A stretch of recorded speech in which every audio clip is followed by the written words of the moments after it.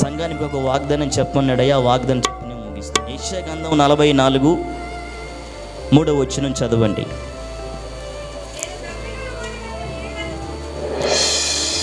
అందరు తినిమ్మా.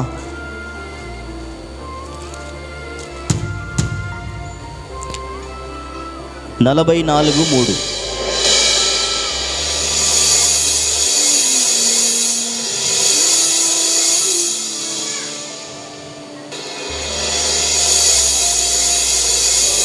సరిగా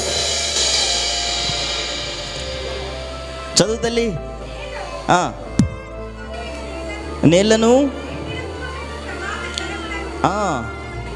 కుమ్మరించెదను.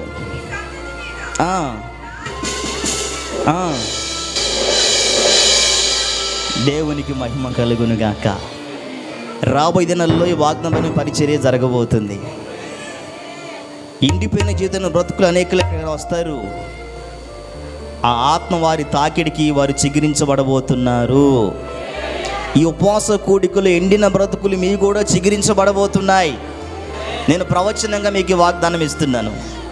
హల్లెలూయా, హల్లెలూయా. తప్పకుండా ఈ అనుభూతి జరుగుతుంది. ఎండిన భూమి మీద ప్రవాహములైన ఆత్మ ఎలా కుమ్మరించబడిందో ఎనిమిది బ్రతుకులలో కూడా ఆయన మహిమ అలాగనే కుమ్మరించబడబోతుంది. ఆమేన్, హల్లెలూయా. నెక్స్ట్ జనరేషన్ జరిగే సంఘటన తెలుసా?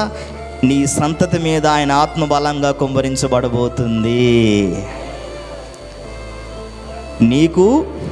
నీకు పుట్టబోయే వారిని నా ప్రభు ఆశీర్వదించబోతున్నాడు. హల్లెలూయా, హల్లెలూయా. ఈ దేవుడే మన పట్ల అద్భుతం చేయటానికి మహాకూడికలు. నా దేవునికి మహిమ కలుగును గాక. నా ముగింపులో ఒక మాట చెబుతున్నాను. అయితే నువ్వు జాగ్రత్త. ఏ విషయంలో తడబడపడమాక, ఏ విషయంలో ఆందోళన చెందమాక. జాగ్రత్తగా ఉన్న వారి విశ్వాస యాత్ర అన్ని రీతిల్లో మహాభివృద్ధి. చెప్పండి, నా కుటుంబంలో మహాభివృద్ధి ఇచ్చాడు. నేను కళ్ళారా చూడబోతున్నాను.